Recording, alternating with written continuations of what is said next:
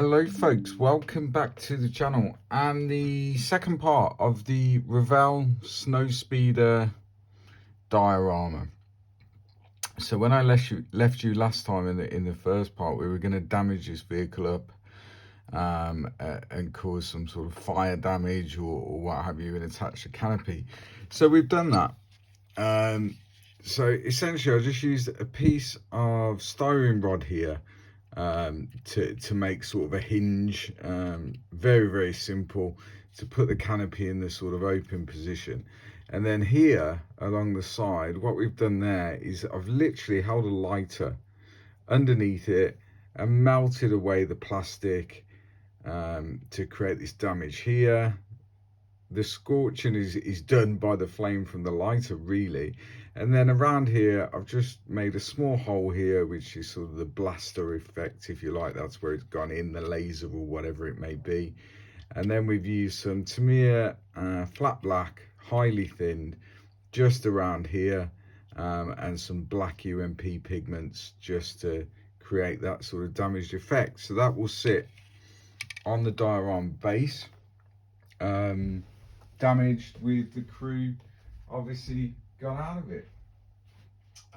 So what I have here, not prepared at all, is we've done a little bit of work on the base, not loads, because I'm going to show you how I do the snow effects in this video. But here's the base itself. So if I zoom out a little bit, there we go. So this is the base that we saw last time, so this sort of XPS foam base. What I've done is just use some cardstock on each side there, and just sprayed that with UMP black primer on both sides. As you can see, the rocks are moving, and that will be our sort of basis to put the groundworks in really, and we'll put a backdrop on it of sorts. So the idea being, this sort of damaged snowspeeder with its bent blaster and the scorch marks and everything else will be in this sort of position. And then what we're going to use is air drying clay to build up this sort of ground texture. So what we've also got here is this sort of perspex or clear acrylic rod, which will slot into place there. And then the other snowspeeder will be in flight, sort of in the middle of the dio. So what I'm going to use is essentially Das clay, although I'll be using the white stuff, but it's this stuff. So you get this from anywhere in the UK. You get it off Amazon and stuff as well, but it's cheap as chips, about £4 for a big pack. I think there's a kilo in there. And you basically mold that with a little bit of water over your base, and then leave it 24 hours or so, and it will dry sort of rock hard then, and give you that sort of undulating ground. What these are from, sort of walking the dog and out the garden. So these are just normal rocks, and we'll set these in various positions around the dio or around the base, which will make up, just give it some interest really, I guess. Give the groundwork some interest, this rocky, snowy appearance. So that's it. So I'm going to start working on the clay, set the stones into place, and then we're going to let that dry for about 24 hours or so, just to fully cure, fully set, and then essentially we're going to be pretty much there. Then we're going to go in, paint the groundwork, add the snow effects, see how it looks, and see if we need to do anything else to make it more interesting, or if we're happy with it, then we'll go with that. So yeah, that's it. So I'll speed up the footage while I do this, because it is what it is. It's very simple. Yeah, so that's it. So that's the plan. So I'll be back shortly once this is all done, set, cured and primed, and then I'll show you how I'm going to have the snow effect. See you in a minute.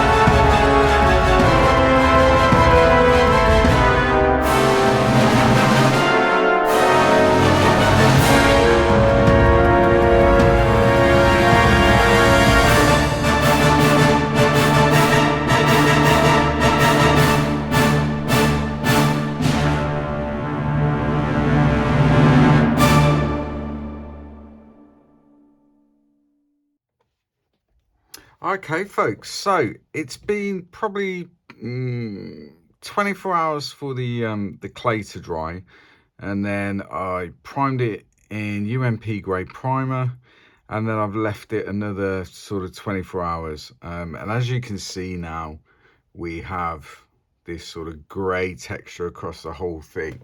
Those observant of you will notice this rock here has now had some highlights applied to it.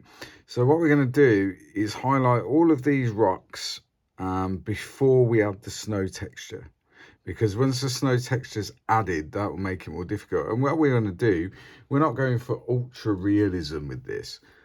We're just going for a bit more sort of visual interest. So I'm using a Citadel color, which is that one there, which is Ulthuan grey. So it's a very light grey, almost white, and then using a soft flat-headed brush, just a cheap brush, just picking out the edges of the rocks, etc. This is currently resting on a Tamiya Worx stand, the circular ones that move around. So I don't have to actually touch the actual thing itself now. I can sort of move it around. So we're just going around. It takes seconds really to do this, and highlight all these jagged edges on the rocks that were taken from a dog walk, essentially. Nothing special about these. The only downside, I guess, to using sort of real rocks can be the weight. This is going to be quite heavy when it's finished, but it'd also be very, very sturdy. And the rocks are just fixed in place with the clay, really. And as you can see, they're solid, they don't move. Yeah, so hopefully the end result, and we can turn it to where we need it to be on the work stand, and hopefully the end result will be what I can sort of see in my mind's eye. And as you can see, as we start to dry brush over the rock, it starts to pick out all that natural surface detail on the stone itself, which is exactly what we're after. It does wobble a bit, but don't worry about that, it's not going anywhere. So hopefully that kind of shows you how easy this is to do. As I say, we're not going for ultra realism or anything like that, because firstly, this is Star Wars, and at the risk of getting shot down by the Star Wars community, it's not real, it's fantasy, sci-fi, doesn't matter. So we're going for that look over the whole thing, really. We're not going for ultra realism with any of it. And as you can see, even what would appear to be a flat surface on the stones absolutely isn't. There's no flat surfaces in nature. And what happens is, as we dry brush, we start to pick out that natural detail on the stone. Also, what you can see now, a sort of disclaimer, it's not designed for painting stone, but how hard wearing, if left to cure properly, and as I say, it's been about 24 hours since I applied primer. This is just UMP grey primer over the entire thing. So it's sprayed onto the clay, it's sprayed onto the stones, and you can see, you know, I'm dry brushing now, so I'm rubbing against the surface of the primer, and it's not moving at all. So you can see how hard wearing it is on other surfaces, not just styrene or resin. So that's testament to the quality of the primer, really. And patience. You've got to let that primer cure if you're going to go in and start doing this sort of stuff. But that's it. So that's the stones done. Let's move that just there so you can see it a bit better. We have got a bit of blue foam showing there, but don't worry about that. The blue foam in the middle is essentially where the clear rod, the clear acrylic rod is going to go. So we've left that because we need to be able to insert the rod into the base. But what we can see is we've got this grey texture now, which is ideal to apply this stuff over. So this is from AK. It's their acrylic snow terrain paste, I suppose it is. And it looks like that. So it looks like whipped cream inside the tub. Now, to apply this, what we're going to use is just an old wooden, so that these are tongue depressors you get off Amazon, but essentially that's what we're going to use. And we're just going to use the tongue depressor as almost like a spatula. Imagine icing a cake. That's kind of what we're going for. And then as we get in and around the detail, that's all we're going for. So this is the first stage of our snow texture. We're going to do some other stuff as well, but this is kind of the first stage, and we're going to get that essentially iced like a cake. And then once that's all sort of done, then we're going to come in with another snow product and make it look a little bit more fluffy and a little bit more snow-like, because although this is great stuff, it can look a bit like, I don't know, plaster of Paris almost. But as a base layer for snowy terrain, it's pretty good. You won't go far wrong with it. So I'm going to go around and finish the entire base with this stuff, and then I'll come back and show you what we're going to do next. So I'll see you in a minute.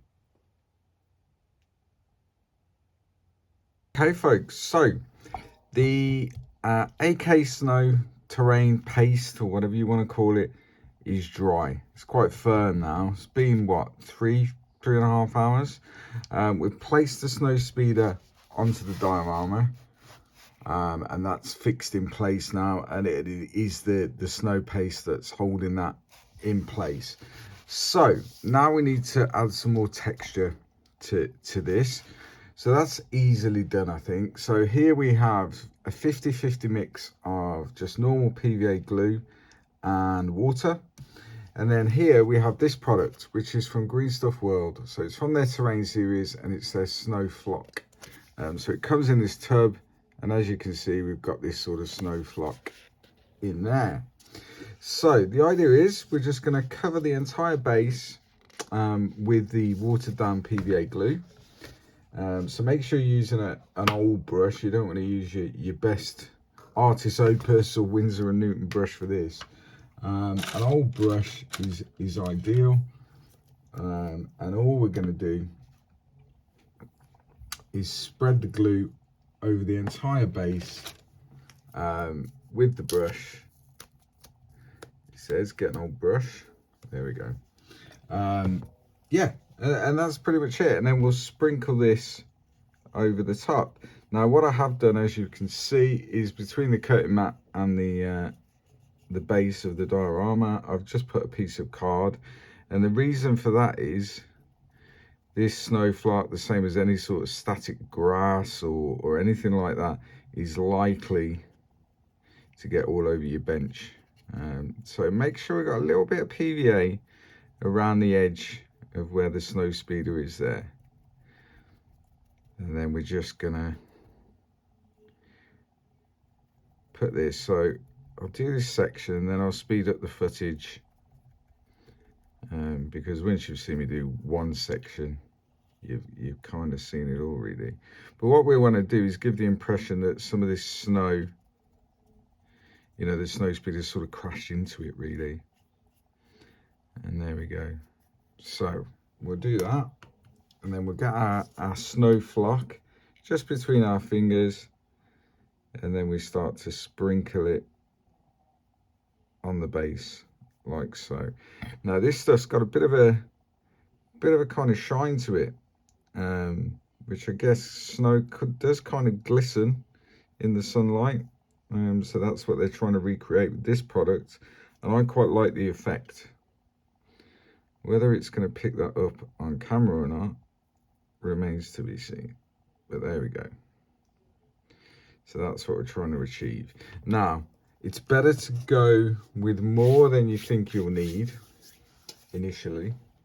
And then once the PVA glue is dried, then we can kind of shake the rest off, really. So to make, it's very difficult on white because we're putting white glue on white.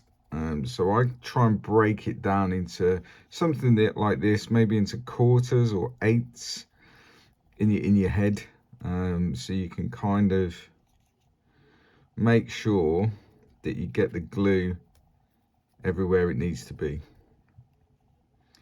like so. So yeah, what we'll do, we'll get this entire base covered, and then I'll come back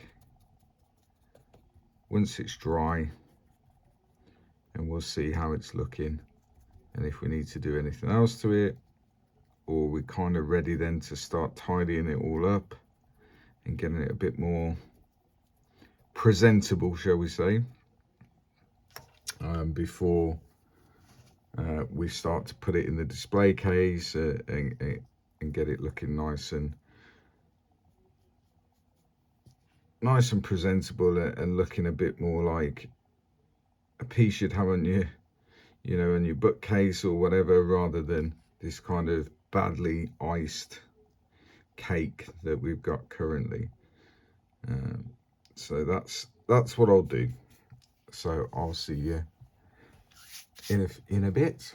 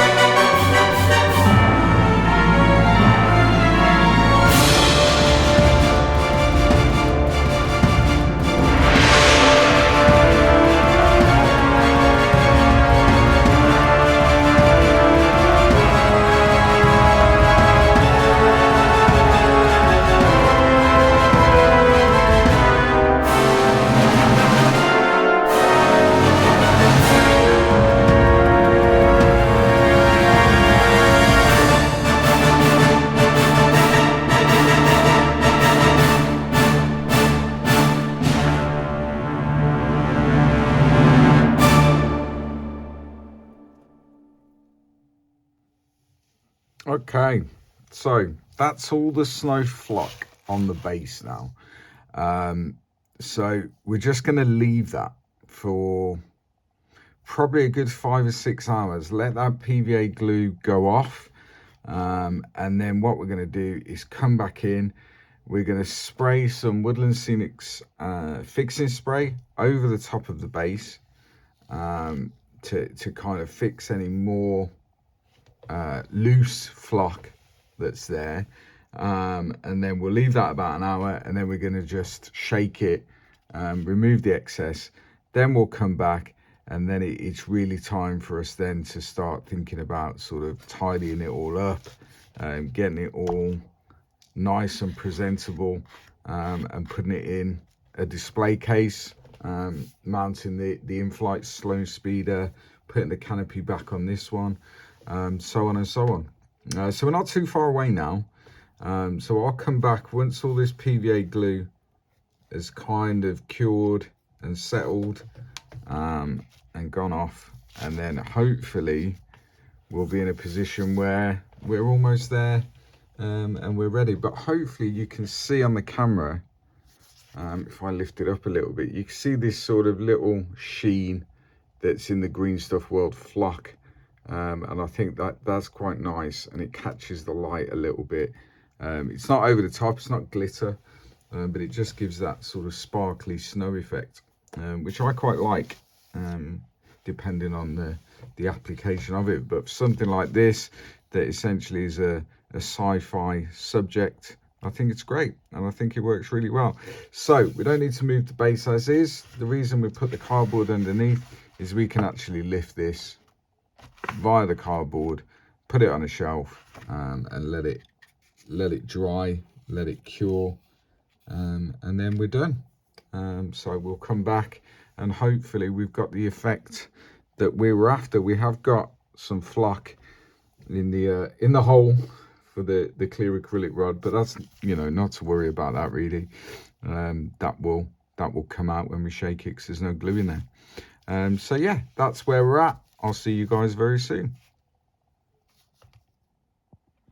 Okay folks, so unfortunately I've had to remove the camera from the tripod to be able to show you all of this. So I will try and keep it as steady as I can, but I'm not rich enough to own a stabilization gimbal or anything like that.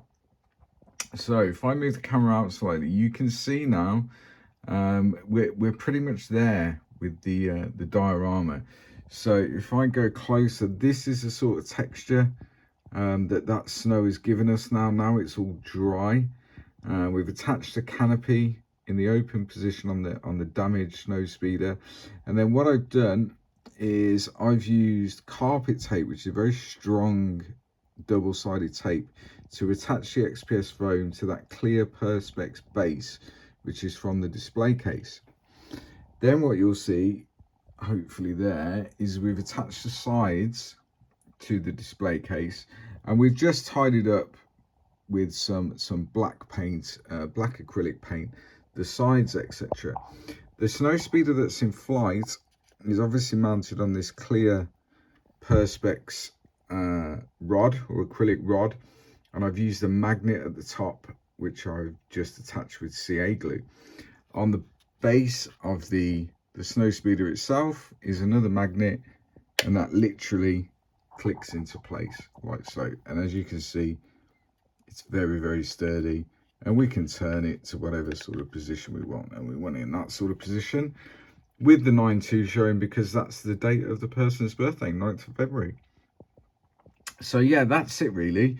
So what I need to do now is attach the front and rear of the display case and the actual sort of top of the display case, and then we're pretty much there. Now these display cases, you can get them from like Amazon, and they literally slot together. So you'll see there on the top, you've got these two raised areas. Excuse all my brushes, etc. And then you can see at the base there that they just sort of slot into place. You can glue them if you want to. The sides are glued to give it a bit more stability, but once it's all together, they are very, very stable and very sturdy. So I'm going to attach the other bits. I can't hold the camera and do that at the same time, and then we'll come back and have a look at the finished thing. So I'll see you very shortly. Okay, so there we go. There we go. That's the finished diorama. So as you can see, I've just attached the back, the front, and the top of the display case, all in clear plastic. At the front here, to tidy it all up, that is just a piece of cardstock cut to size, painted black, and then I added this this sort of sign here. We're calling it Squadron Leader Down. And then as we move up towards the rear, so I've attached, it was just a quick Google search to find a suitable image of these sort of snow-capped mountains with either sunrise, sunset behind it. I think that gives it a nice touch. And that's pretty much it. And it's all sort of clipped together, so I can get inside it if I need to. It's just clicked together with these things. I mean, as I say, you can glue it, but I'm not gluing that bit together. Because if you want to change it or whatever, you can do. So yeah, that's pretty much it. It's quite heavy, but that's fine because it's going to go on a shelf. And as you can see, it's for my dad. So on the back, I just blacked it off so you can't see any of the adhesive from the picture. The obvious Black Rifle Model Works sticker, and then happy birthday dad 2024. My dad is a big Star Wars fan, but he's not a modeler, so he wouldn't build this. I'm not saying he couldn't, he probably could.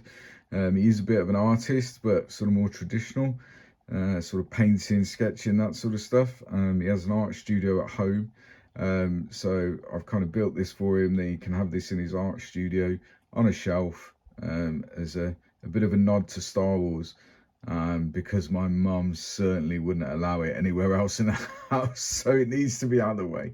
But yeah, it can go in his studio, and yeah, he can enjoy it hopefully. So yeah, so by the time you see this video, he'll have it. As I say, if we go closer, the 9-2 on the front there, 9th of February is his actual birthday. So hopefully he'll like it. I think it's turned out really nice. It's one of those projects that you kind of, I don't know, halfway through and you're like, oh, I'm not sure whether this is going to work. But took my time with it, thought about it lots, did lots of cerebral modeling with this one of how I was going to do it. And yeah, I think it's turned out very nice. So I'm happy with it. That's pretty much it. That's the end of the video. All I'll say is go and visit Black Rifle Model Works. If you haven't already, like and subscribe. Share this video, comments, let me know what you think. Come and join our Facebook club, group, whatever you want to call it. All the links are in the description. And go and visit umpretail.com for all your supplies, etc. So that's pretty much it, guys. I'm sorry about this sort of shaky camera at the end, but there was no other way really of me doing it. As I say, I don't own a stabilization gimbal. I'm not that well off. So hopefully you've seen it and you get the sort of idea of what I was trying to achieve with it. And I think I've kind of got there. But I'm sure if I haven't, then you'll let me know in the video description, or in the comments rather. So yeah, that's it. Till next time, guys, stay safe, happy hobbying, bye bye.